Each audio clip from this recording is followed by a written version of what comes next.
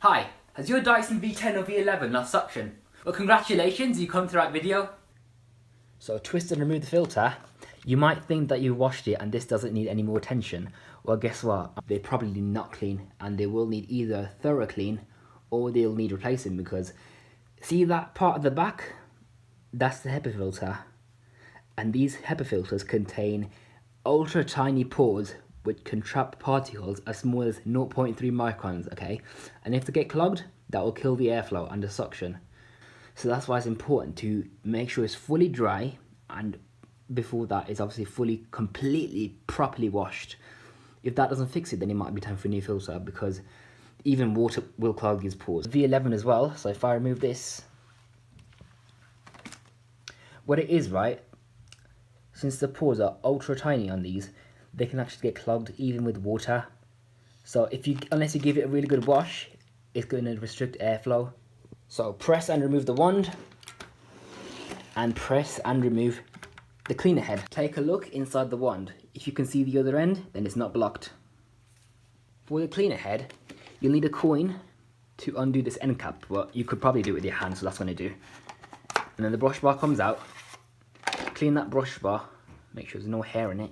Now check inside this gap over here. Usually there's something blocked in this part here.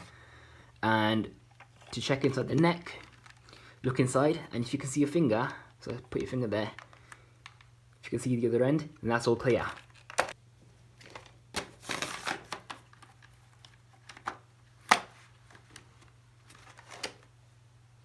So that's the wand and cleaner head done. That's sorted, okay?